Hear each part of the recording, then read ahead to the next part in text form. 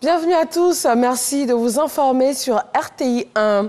Le 29 décembre dernier, un incendie avait ravagé une bonne partie du grand marché de Yamoussoukro, causant de nombreux dégâts matériels. Le coût du préjudice s'élève à plus de 300 millions de francs CFA. Le Premier ministre Patrick Hachi s'est rendu sur les lieux. Il a promis le soutien du gouvernement aux commerçants sinistrés. Un autre drame dans la commune de Treichville ce dimanche matin. Un immeuble de 7 étages en construction s'est effondré. Aux alentours de 1h du matin, le groupement des sapeurs-pompiers militaires alerté s'est aussitôt déployé sur le terrain. 5 décès certains et au moins une vingtaine de blessés. Les recherches sont en cours avec l'appui de chiens spécialisés en la matière. Amadou Ouattara. Treichville, avenue 3, rue 17. Ce dimanche matin, sous ces décombres, les sapeurs-pompiers militaires, soutenus par des jeunes volontaires, réussissent à sauver une vie.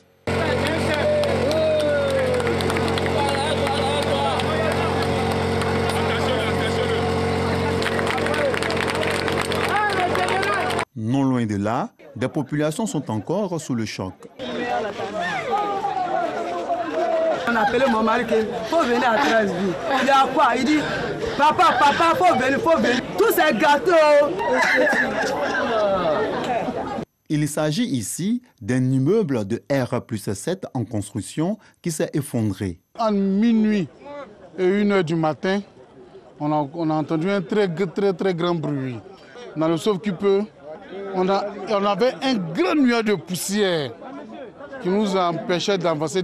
Depuis que cet immeuble est arrivé au 4e niveau, on avait vu AD a détruit et les travaux s'étaient arrêtés 2 jours et ça a repris de plus belle. Aujourd'hui, je crois que le constat est là. Le commandant des sapeurs-pompiers militaires, en charge de cette opération, fait un point de la situation. Nous avons été alertés cette nuit aux environs de 1h du matin pour l'effondrement d'un immeuble sur les habitations contiguës. Aussitôt, nous avons engagé 8 engins et 40 sapeurs-pompiers. Le bilan provisoire fait état de 22 victimes, dont 5 décédés.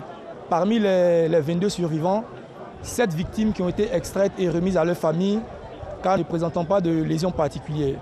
Les 15 autres évacués au sud de Treichville par nos différents engins. Les opérations se poursuivent. Malheureusement, le nombre de morts va connaître une évolution lors des évacuations. Informé de ce drame, le maire de la commune de Treichville et la ministre de la Solidarité et de la lutte contre la pauvreté se sont rendus aussitôt au chevet des familles sinistrées. Des contrôles ont été faits et malheureusement, nous assistons encore à ce genre de drame.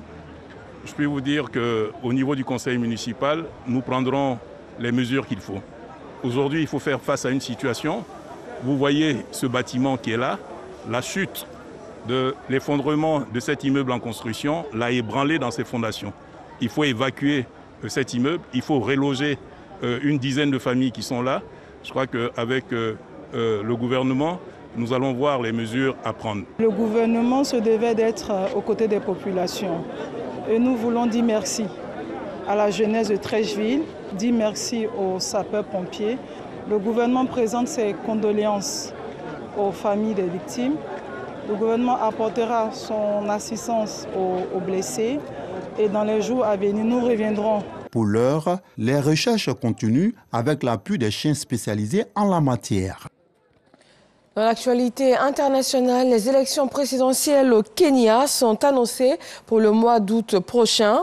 Ne pouvant se présenter à ce scrutin, le président Uhuru Kenyatta a officialisé son soutien à la candidature de son ancien opposant Raila Odinga. C'est au cours d'un meeting qu'il a présenté Raila Odinga comme le plus à même de défendre les intérêts du pays. Le président sortant a ainsi exhorté ses partisans à appuyer la candidature de son ancien rival qui se présente pour la 5e fois. Ce dimanche 27 février au soir, la France ferme son espace aérien aux compagnies russes. La France emboîte ainsi le pas à de nombreux pays européens qui ont pris une mesure similaire en représailles à l'attaque de l'Ukraine par la Russie.